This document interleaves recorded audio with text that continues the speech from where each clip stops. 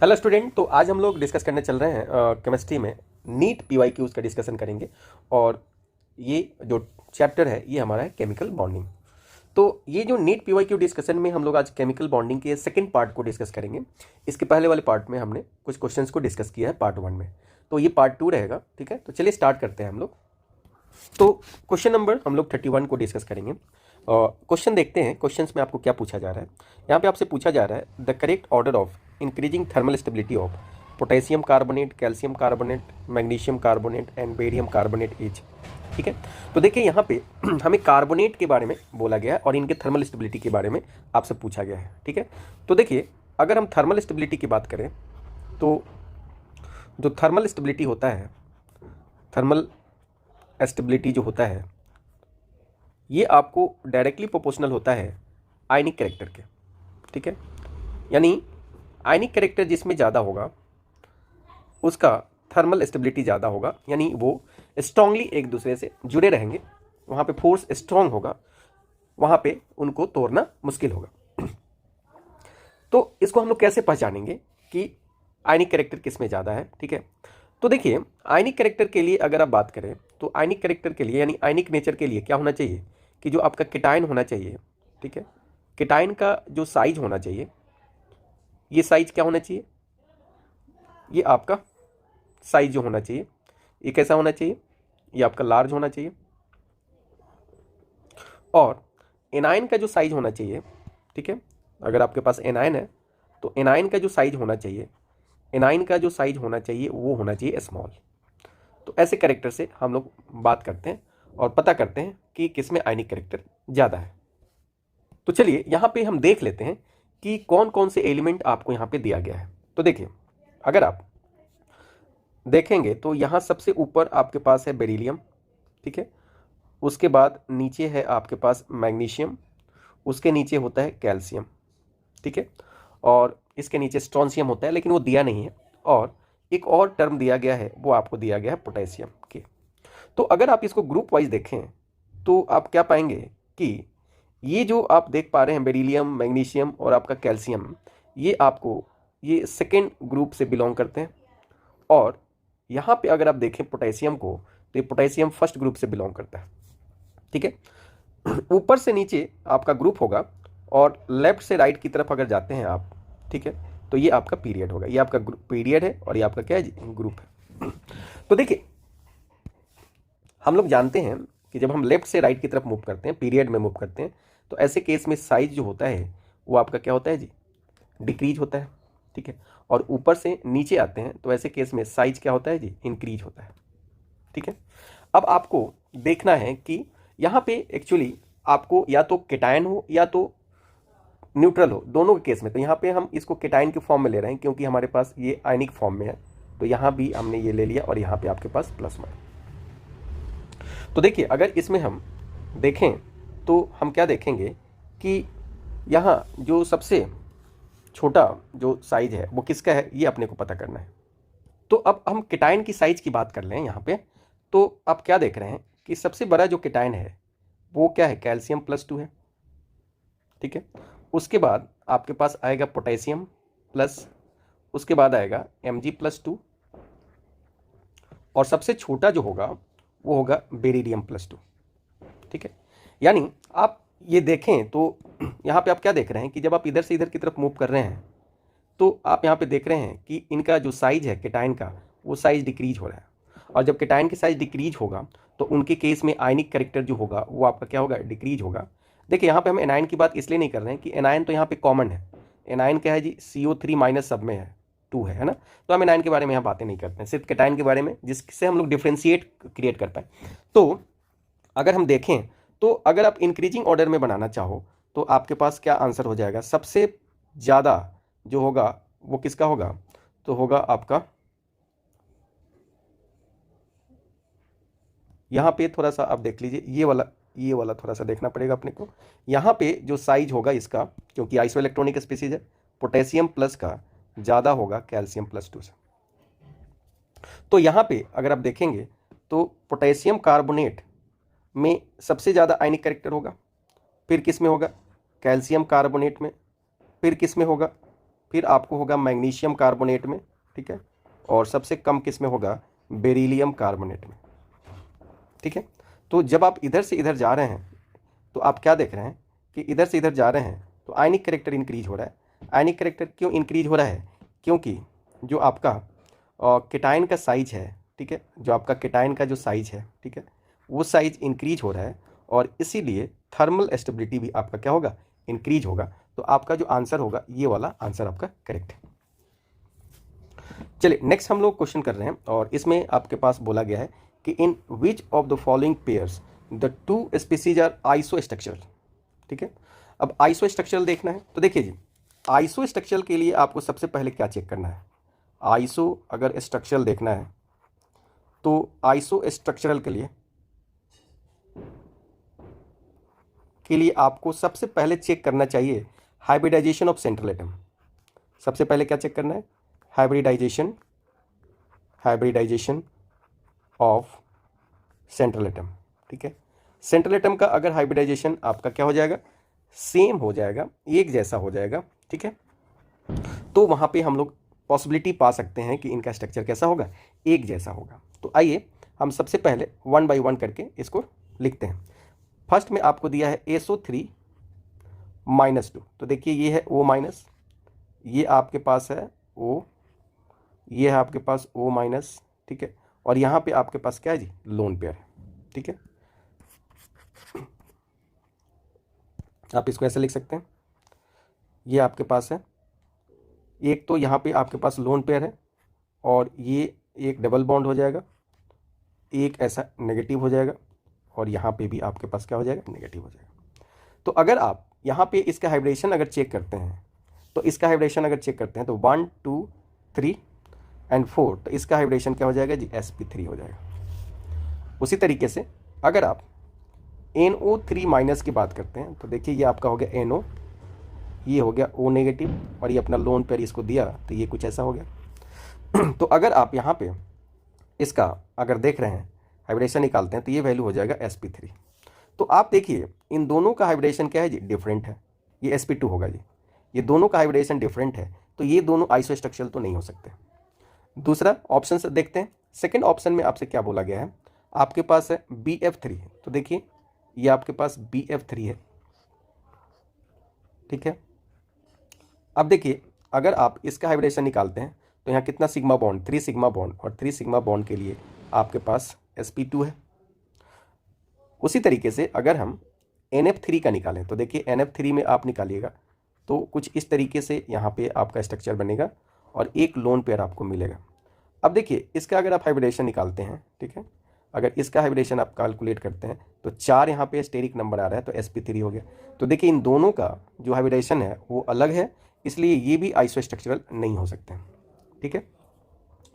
तो नेक्स्ट हम लोग बात करते हैं, यहाँ पे आप लिख सकते हैं इनका हाइब्रिडेशन क्या होना चाहिए, सेम, तो आइसोस्ट्रक्चरल की हम लोग बात करेंगे। नेक्स्ट देखिए आपके पास है BrO3-, ठीक है, तो देखिए आपके पास है BrO3- है, ठीक है। तो अब हम लोग यहाँ पे ऐसे लिखते हैं O- है, ठीक है, और ये आपके पास डबल बॉन्ड है, ये आपके पास डबल बॉन्ड है, 3 हो गया, और इसके पास कितना होता है, इसके पास 7 इलेक्ट्रॉन होता है, तो यहाँ से आपके 2 2 4 2 6 और यहाँ पे आपके पास क्या है जी, 1 इलेक्ट्रॉन यहाँ पे बचा हुआ है, ठीक है। तो अब इसका आप इलेक्ट्रॉनिक कन्फिगरेशन निकाल सकते हैं। तो इसका इलेक्ट्रॉनिक कन्फिगरेशन अगर आप निकालते हैं, इसका हाइब्रिडेशन निकाल सकते हैं हम। तो देखिए हमने इसका स्ट्रक्चर यहाँ पे ड्रॉ किया, अब आप इसका हाइब्रिडेशन निकाल लीजिए। तो यहाँ पे स्टेरिक नंबर कितना आ रहा है, 1 2 3 4, तो इसका हो गया sp3। अब जेनॉन का देख लीजिए, तो जेनॉन में O3 लगा हुआ है, तो देखिए Xe, और इसके चारों तरफ कितने इलेक्ट्रॉन होते हैं, 8 होते हैं, तो ये 6 तो यहाँ पे दे दिया और 1 यहाँ पे आपको दे दिया, ठीक है। तो आप देखिए इसका भी हाइब्रिडेशन क्या है, sp3 है, और यहाँ भी देखिए लोन पेयर कितना है, 1 है सेंट्रल पे, और यहाँ भी लोन पेयर कितना है जी, 1 है, ठीक है। तो इन दोनों का जो स्ट्रक्चर होगा वो एक जैसा होगा, तो ये आपका यहाँ से करेक्ट आंसर होगा। एक और है उसको भी हम लोग चेक कर लेते हैं, ठीक है। SF4 है आपके पास, तो देखिए ये है आपका F F F और ये F है और यहाँ पे एक लोन पेयर है। तो अगर आप इसका हाइब्रिडेशन निकालते हैं तो इसका हाइब्रिडेशन आएगा sp3d, 5 आ रहा है यहाँ पे, तो ये स्क्वायर पिरामिडल की तरह दिख रहा है आपको। और जो नेक्स्ट है वो है Xe4, ठीक है। ये क्या है जी आपका Xe4 है। तो अगर आप Xef4 देखिएगा तो इसके पास कुछ इस तरीके का होगा, और यहाँ पे लोन पेयर देखिए यहाँ पे है और यहाँ पे लोन पेयर है। इसका जब आप हाइब्रिडेशन चेक करिएगा तो ये होगा sp3d2, ठीक है। स्क्वायर प्लेनार में आपको ये दिख रहा है, ठीक है। तो यहाँ पे दोनों का हाइब्रिडेशन अलग है, तो आइसो स्ट्रक्चर होने की पॉसिबिलिटी नहीं है, इसलिए यहाँ पे जो आपका करेक्ट आंसर होगा वो 3 होगा। चलिए नेक्स्ट क्वेश्चन हम देख रहे हैं, और नेक्स्ट क्वेश्चन में हमारे पास बोला गया है कि the correct order of CO bond length among CO, CO3-2 and CO2।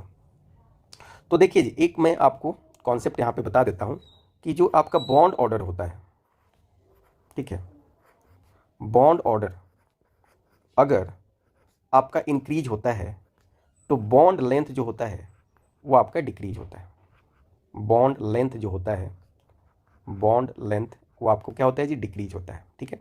तो ये कॉन्सेप्ट आपको याद रखना चाहिए कि अगर आपके पास बॉन्ड ऑर्डर है, ठीक है, और बॉन्ड ऑर्डर का वैल्यू पता है तो उसके अकॉर्डिंग आप बॉन्ड लेंथ की बात कर सकते हैं। आइए समझते हैं इस पॉइंट को।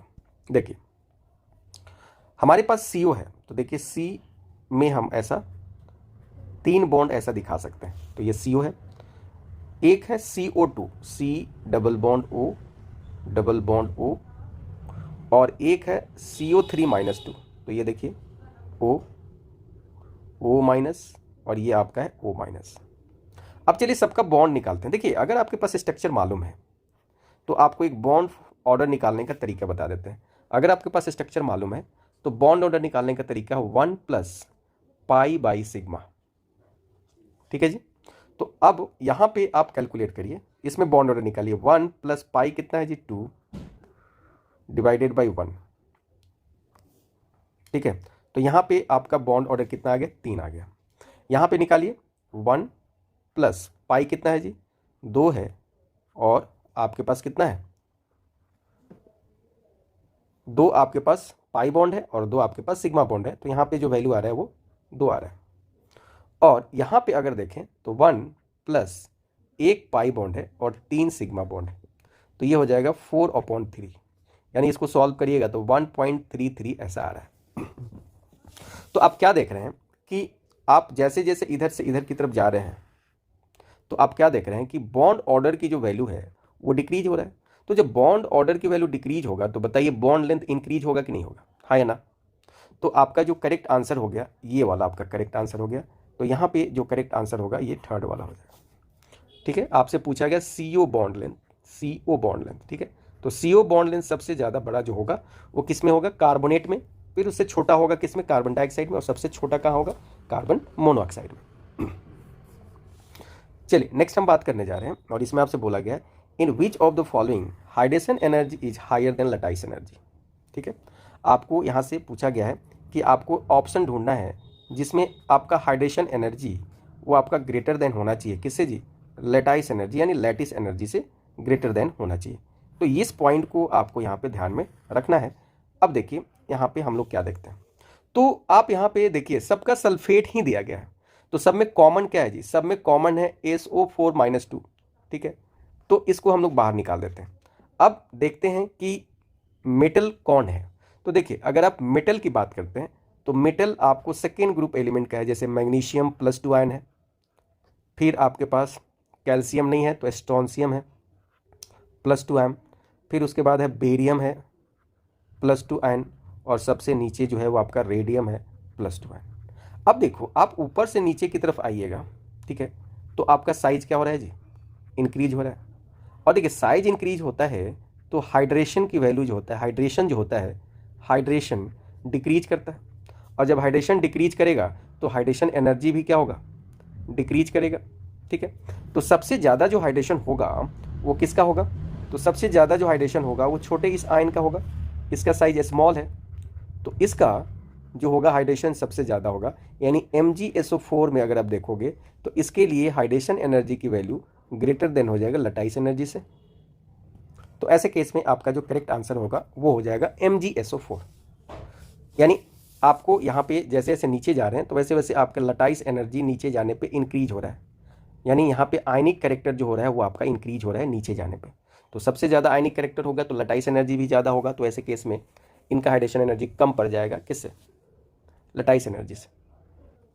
तो अब हम लोग इस क्वेश्चन में देख रहे हैं कि आपसे पूछा जा रहा है कि बताइए कि विच one of the following anion is present in chain structure of silicates. ठीक है जी। तो देखिए सबसे पहले अगर मैं सिलिकेट की बात करूं, ठीक है, तो सिलिकेट आयन हम लोग लिखते हैं SiO4-4, ये हम लोग लिखते हैं आपको सिलिकेट आयन को। और देखिए इसको रिप्रेजेंट करने का तरीका देखिए कैसे हम लोग इसको रिप्रेजेंट करते हैं। ठीक है, तो देखिए इसको रिप्रेजेंट करने के लिए हम लोग क्या करते हैं कि कुछ इस तरीके का स्ट्रक्चर बनाते हैं। ठीक है, इस तरीके का स्ट्रक्चर बनाते हैं और यहाँ पे हम क्या करते हैं कि हर एक जो आपका कॉर्नर है इसको हम क्या मानते हैं, ये आपका ऑक्सीजन है। ठीक है, और देखिए बीच में ये ऊपर ऑक्सीजन है, लेकिन बीच में हम इसको क्या दिखा रहे हैं, सिलिकेट को दिखा रहे हैं, और ये सब आपस में ऐसे जुड़े हुए हैं। ठीक है, अब देखिए इसके ऊपर नेगेटिव चार्ज है, इसके ऊपर नेगेटिव चार्ज है, इसके ऊपर नेगेटिव चार्ज है, इसके ऊपर नेगेटिव चार्ज है। ठीक है, इसको हम बोलते हैं सिलिकेट आयन।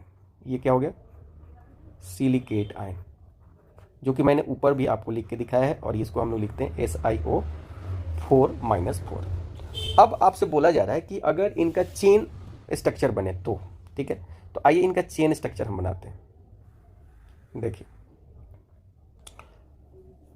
अब देखिए अगर मैं यहाँ पे चेन स्ट्रक्चर बनाने की कोशिश करूँ तो देखिए कैसे होता है। देखिए मैं अगर एक ऑक्सीजन यहाँ पे लेता हूँ,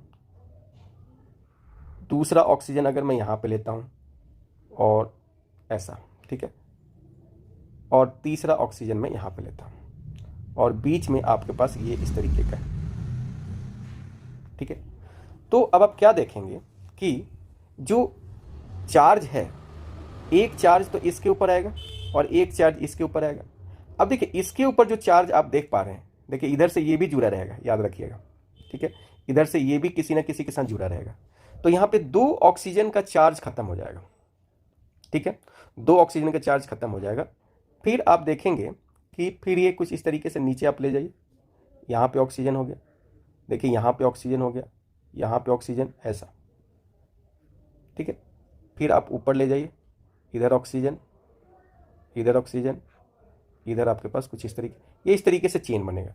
तो यहाँ पे जो यूनिट बनेगा वो बनेगा SiO3 और -2, और ये हो जाएगा होल N, ऐसा।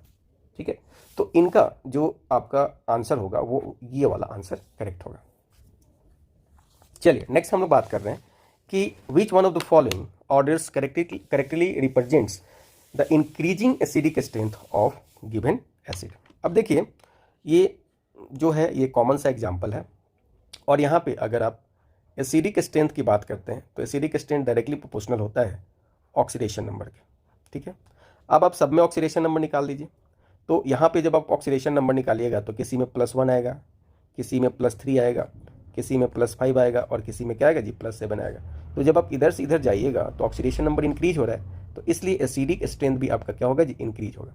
तो सबसे पहले जो होगा वो होगा HOCl, दूसरा जो होगा वो होगा आपका HOClO, तीसरा जो होगा वो होगा HOClO2, और नेक्स्ट जो होगा वो होगा HOClO3।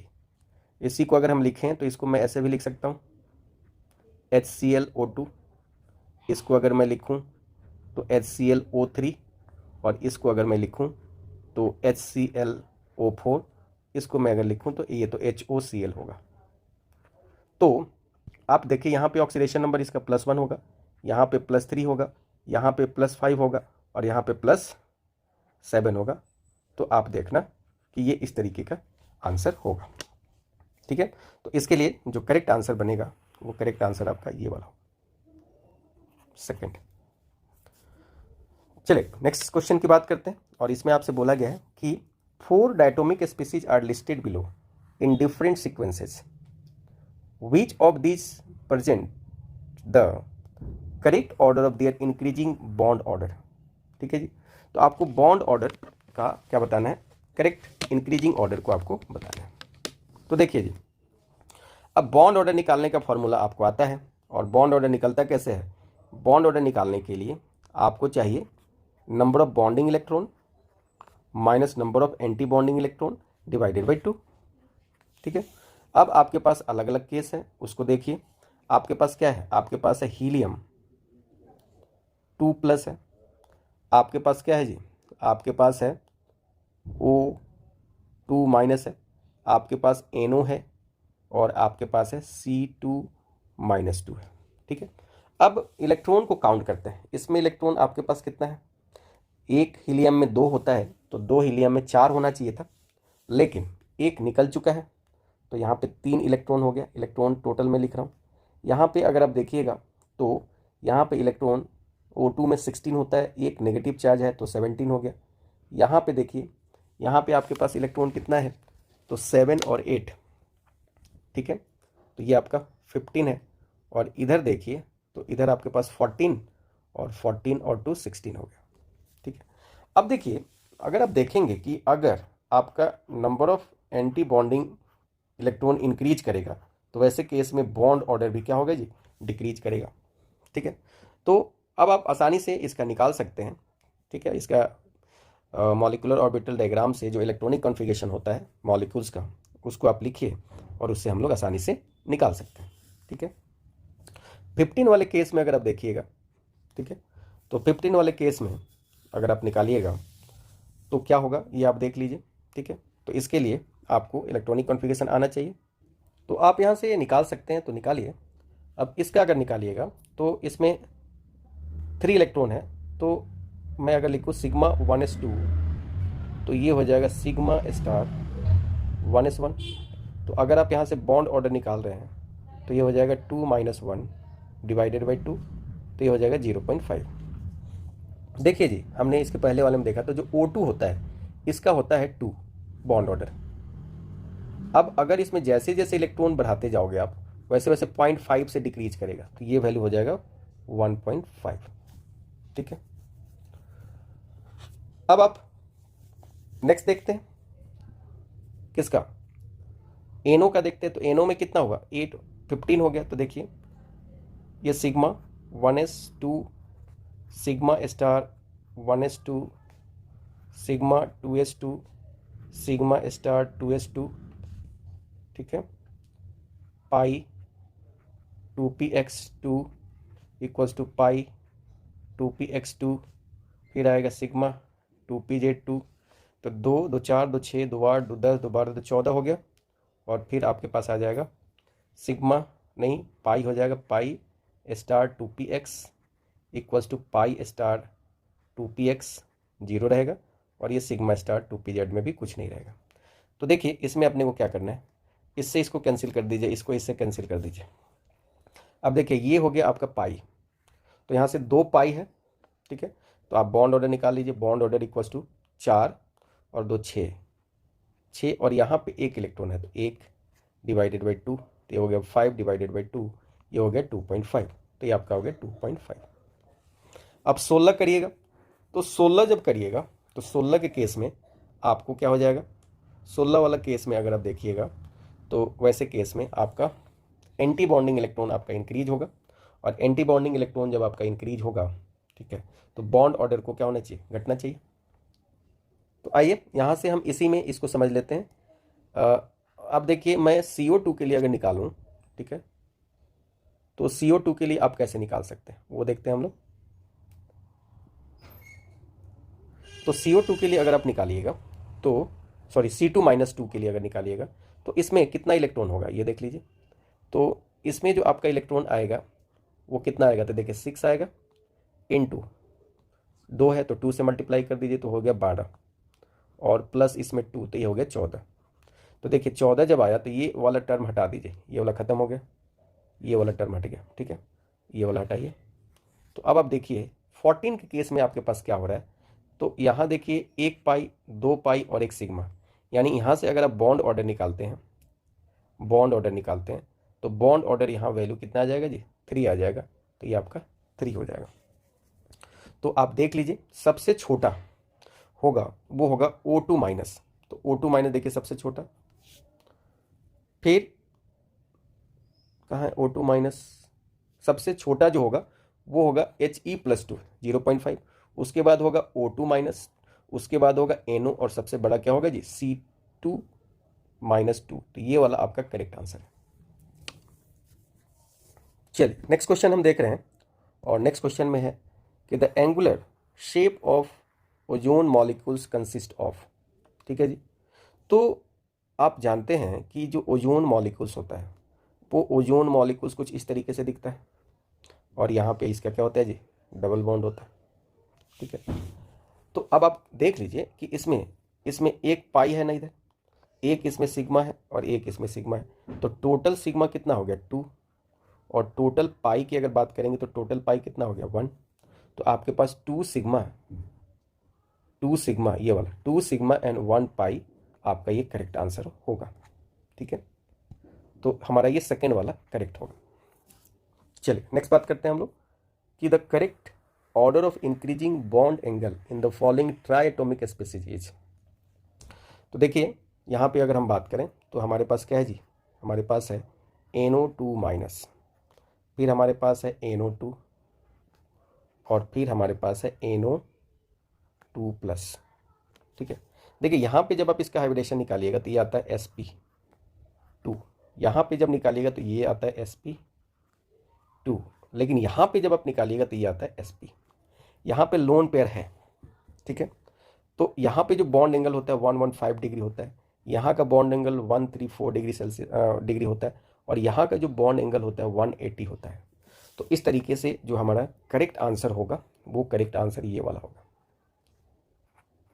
फोर्थ नेक्स्ट देखते हैं, in which of the following molecules ions BF3NO2NH2 minus and H2O the central atom is sp2 hybridised.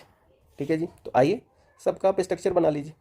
BF3 को देखिए, BF3 को अगर मैं बनाऊं तो BF3 को ऐसे बनाऊंगा, ट्रायंगुलर प्लेनार हो गया, यानी यहाँ पे इसका हाइब्रिडाइजेशन कैसा है जी sp2।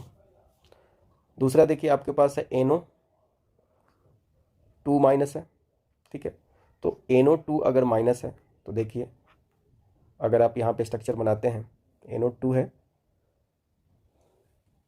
बिल्कुल NO2 है, तो यहाँ पे आप स्ट्रक्चर बना लीजिए। तो एक तो इधर हो जाएगा O माइनस और ये ऐसा हो जाएगा और इसके ऊपर एक लोन पेयर है, तो इसका हाइब्रिडेशन अगर निकालिएगा तो इसका हाइब्रिडेशन होगा sp2।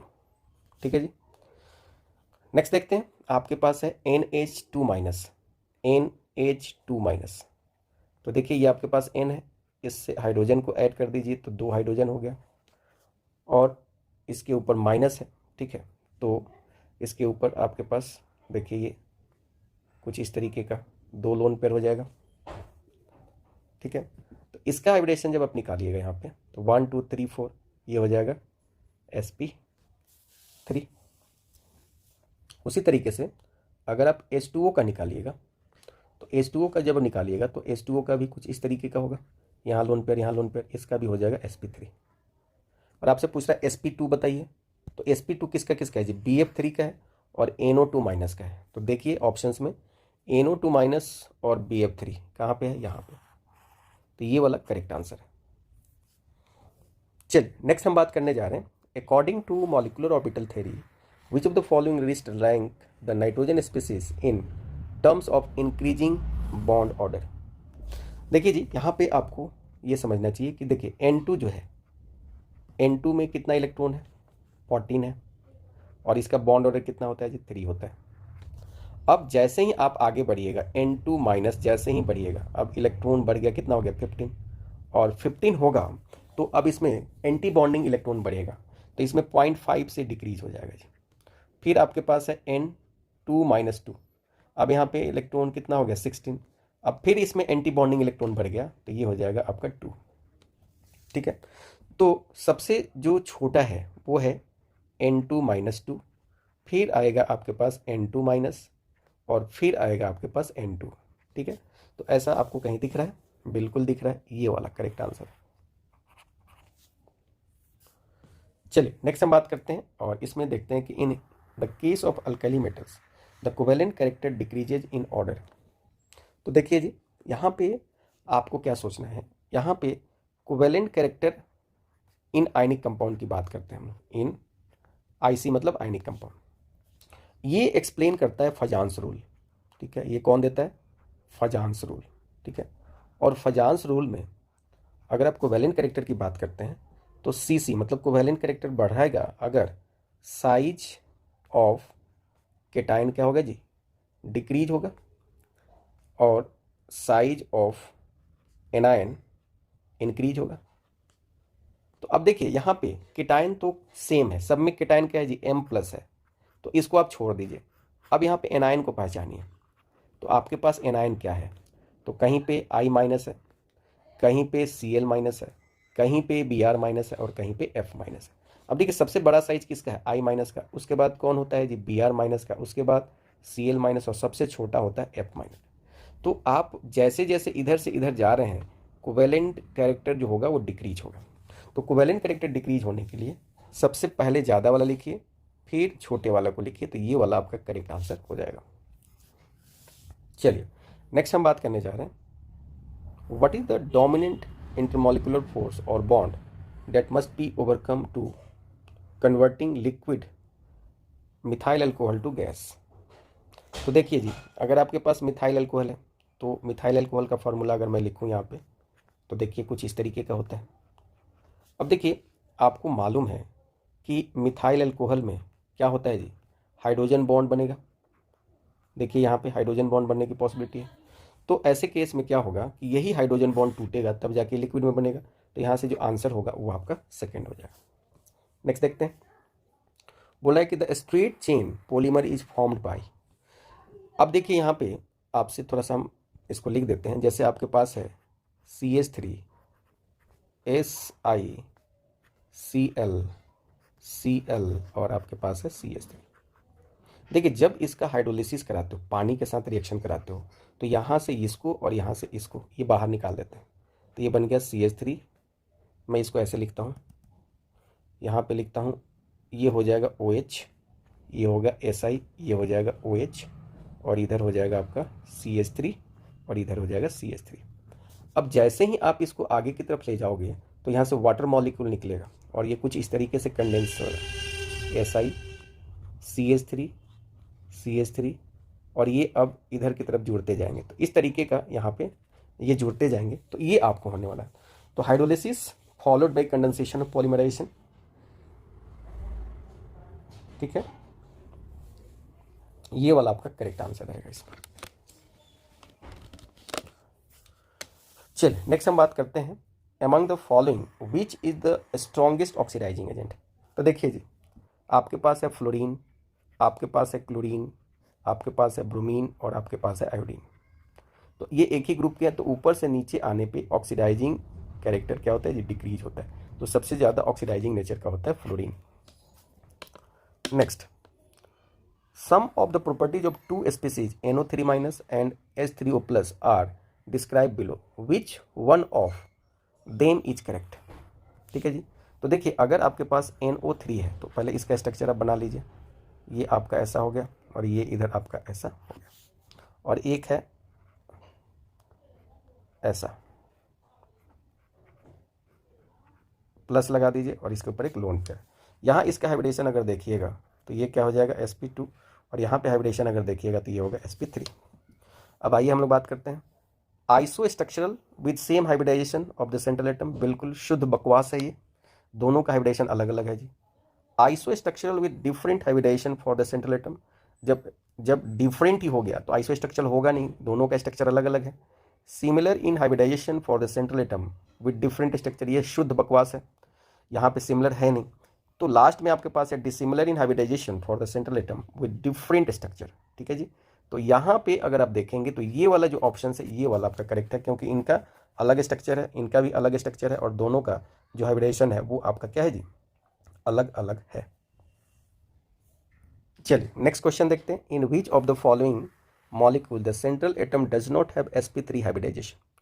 तो देखिए जी, आप अगर स्ट्रक्चर से देख सकते हैं तो ये है, ये आपका कुछ इस तरीके का है। ठीक है, तो देखिए ये टेट्राहेड्रल बना रहा है, यहाँ पे इसका नाइट्रोजन का हाइब्रिडेशन sp3 हो जाएगा। Bf4- देखिए ये कुछ इस तरीके का बना देगा। ठीक है जी। तो यहाँ भी हाइब्रिडेशन sp3 है। CH4 को तो आप जानते ही हैं बहुत करीब से, तो ये वाला जो है करीब से आपका क्या बना देगा, sp3। तो अब डिफ़र क्या कर गया, देखिए SF4 और यहाँ पे हो गया लोन पेयर, तो ये हो गया sp3d। तो आपका आंसर क्या हो जाएगा, फर्स्ट। चलिए नेक्स्ट देखते हैं हम लोग। विच of the following species does not exist under normal conditions. अब देखिए यहाँ पे जिसका भी बॉन्ड ऑर्डर की वैल्यू 0 आ जाए, ठीक है, वो नहीं एग्जिस्ट करता है, नॉट एग्जिस्ट, वो एग्जिस्ट नहीं करता है। तो आपको बॉन्ड ऑर्डर निकालना है सबका, ठीक है। बॉन्ड ऑर्डर निकालने आ गया तो आप निकाल सकते हैं, ठीक है। जैसे देखिए लिथियम में कितना इलेक्ट्रॉन होता है, एक लिथियम में 3 होता है, तो ये 6 का लिखिए। तो कैसे लिखिएगा, 2 2 2 2, ऐसा, तो 8 हो गया। तो अब देखिए यहाँ पे क्या होगा, यहाँ पे जब आप निकालिएगा तो ये 2 और ये 2 कैंसिल हो गया, ये सिग्मा 1s2, ये सिग्मा स्टार 1s2 कैंसिल हो गया। अब बचा 2, तो यहाँ पे 2 इलेक्ट्रॉन के लिए बॉन्ड ऑर्डर कितना हो जाएगा, 1 हो जाएगा। बेरिलियम में 4 होता है इलेक्ट्रॉन, तो यहाँ 8 और इसके ऊपर एक प्लस चार्ज है, तो ये हो गया 7। तो डालिए 2 2 4 हो गया, 2 6 और एक क्या हो गया जी, 7 हो गया। तो ये और ये तो कैंसिल हो गया, ठीक है। अब ये बॉन्डिंग है और ये एंटी बॉन्डिंग है, तो 2 - 1 डिवाइडेड बाई 2 करिए, तो ये हो जाएगा 1/2, ये हो गया 0.5। यहाँ पे देखिए B2 5, तो 10 हो गया। तो देखिए 2 2 4 2 6 2 8, ठीक है। अब ये हो गया 1s2 सिग्मा, ये हो गया स्टार हो गया, ये दोनों हो गया। अब आपके पास हो गया पाई, 2px equals to pi 2py, ठीक है। तो 2 2 4 2 6 2 8 और 2 10। तो अब देखिए यहाँ पे ये और ये दोनों एक दूसरे को कैंसिल कर दिए, तो यहाँ पे आपके पास बॉन्ड ऑर्डर में 1 आएगा। यहाँ पे बॉन्ड ऑर्डर कितना आएगा जी, 1 आएगा। अब देखिए आपके पास है BE, तो BE में कितना होता है, 4 8 हो गया। तो 2 2 4 2 6 2 8, ये दोनों एक दूसरे को कैंसिल कर देंगे, तो ये वाला एग्जिस्ट नहीं करेगा। चलिए नेक्स्ट बात करते हैं। The correct order of increasing bond angle in the following species is, ठीक है। आपको बॉन्ड एंगल को बताना है। तो देखिए सबसे पहले हम सबका स्ट्रक्चर बना लेते हैं, फिर आपको समझ में आएगा। एक है ClO2-, ठीक है। आपके पास देखिए Cl है, देखिए यहाँ पे O- और एक हो गया ये आपका, तो 2 2 4 2 6 ऐसा। एक है Cl2O, ठीक है। एक क्या है जी, Cl2O, तो O बीच में आएगा और इधर Cl, इधर Cl, इधर लोन पेयर, इधर लोन पेयर। और एक है ClO2, तो देखिए ये हो गया Cl और ये डबल बॉन्ड इधर, ये डबल बॉन्ड इधर, और ये आपका हो गया 2 2 4 2 6 और यहाँ पे 7। अब देखिए, अब अगर आप बात करें तो आप क्या देख रहे हैं कि यहाँ पे हाइब्रिडेशन जब आपने निकाला तो 1 2 3 4, इसका हाइब्रिडेशन क्या आ रहा है आपको, sp3। यहाँ निकाला तो आपको sp3, और यहाँ भी आपके पास क्या है, sp3 है। अब देखिए यहाँ पे क्या है, तो यहाँ पे लोन पेयर रिपल्सन्स भी है, यहाँ पे लोन पेयर बॉन्ड पेयर रिपल्सन्स भी है, ठीक है। यहाँ पे देखिए आपके पास लोन पेयर रिपल्सन्स है, लोन पेयर बॉन्ड पेयर रिपल्सन्स है, और यहाँ पे आपके पास बॉन्ड पेयर और बॉन्ड पेयर भी रिपल्सन्स है। यहाँ पे देखिए लोन पेयर और आपके पास बॉन्ड पेयर का रिपल्सन्स है। और देखिए ये जो मल्टीपल बॉन्ड होता है ये ज़्यादा स्पेस लेता है, तो इनके केस में ये थोड़ा सा जो ये जो रिपल्सन्स होगा वो ज़्यादा होगा। लोन पेयर यहाँ पे नहीं, एक ही है, ठीक है। तो लोन पेयर बॉन्ड पेयर रिपल्सन्स है, तो सबसे ज़्यादा जो बॉन्ड एंगल होगा वो होगा ClO2 का, ठीक है जी। किसका होगा, ClO2 का। अब देखिए यहाँ पे मल्टीपल बॉन्ड है और ये सिंगल, तो मल्टीपल और इसमें ज़्यादा रिपल्सन होगा। तो पहले आएगा, देखिए सबसे पहले आएगा ClO2 का सबसे ज़्यादा बॉन्ड एंगल होगा, उसके बाद होगा OCl2 का, और सबसे छोटा जो होगा वो ClO2- का होगा। तो देखिए कहाँ पे है, ClO2 ClO2 Cl2O, ये फर्स्ट ही है आपका। नहीं, यहाँ पे एक करेक्शन देख लेंगे हम लोग। देखिए जो यहाँ पे देख रहे हैं तो ये वाला जो है ये उल्टा हो गया है, ये वाला अंदर आएगा, और ये वाला इधर आएगा जी, ठीक है। क्योंकि यहाँ पे देखिए दोनों में लोन पेयर रिपल्सन तो सेम है, ठीक है। यहाँ भी लोन पेयर 2 है, यहाँ भी लोन पेयर, लेकिन यहाँ पे मल्टीपल बॉन्ड होने के चलते यहाँ पे ज़्यादा रिपल्सन्स होगा इनके कंपेयर में, इसलिए आपका जो करेक्ट आंसर होगा वो करेक्ट आंसर ये 4th वाला होगा।